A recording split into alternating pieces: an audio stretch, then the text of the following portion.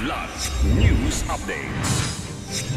Mga balita ngayon, ilang matataas na opisyal ng gobyerno pinasasagot ng ombudsman kaugnay ng pag-aresto kay dating Pangulong Rodrigo Duterte. 19.1 million pesos na halaga ng smuggled na sigarilyo nasabat sa Digos City, Davao del Sur, 6 arestado. Mga driver at konduktor ng Solid North sumailalim sa drug testing ng LTO. Ako po si Cesar Soriano para ihatid ang nangungunang mga balita sa buong kapuluan ngayon.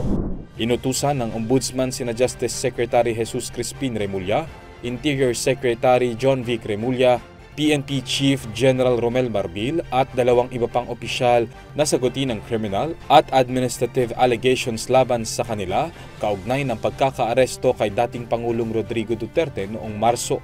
Partikular na pinagpapaliwanag ng Ombudsman ang mga opisyal sa mga alegasyon ng arbitrary detention, usurpation of judicial function, usurpation of authority or official functions, at false testimony.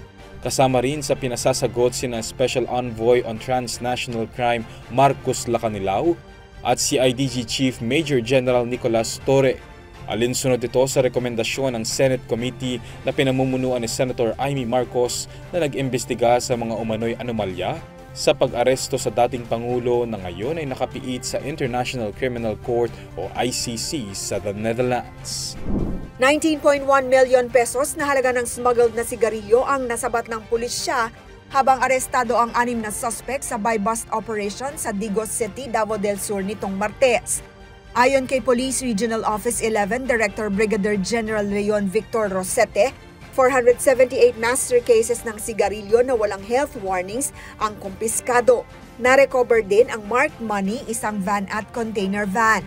Nangyari ang operasyon ng Digos City Police kasama ang CIDG at Davao del Sur Provincial Field Unit. Sasampahan ng kaso ang mga suspect sa paglabag sa Republic Act 10643 o Graphic Health Warnings Law.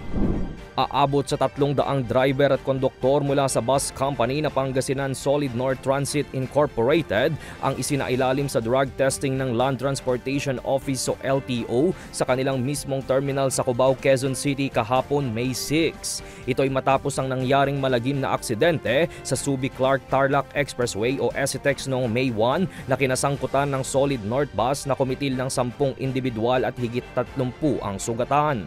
Ayon kay LTO Chief Assistant Secretary Vigor Mendoza II, isinagawa ang mandatory drug testing bilang compliance ng bus company para payagan silang makabiyahe ulit matapos isyuhan ng 30-day suspension ng LTFRB.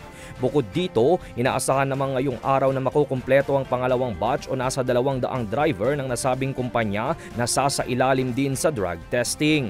Matatanda ang una ng nagnegatibo noong May 4 sa drug test ang bus driver na nasangkot sa karambola na kinansela na rin habang buhay ang lisensya nito habang nahaharap pa sa patong-patong na kaso. Ako po si Cesar Soriano kasama nyo sa bawat pagputo ng balita.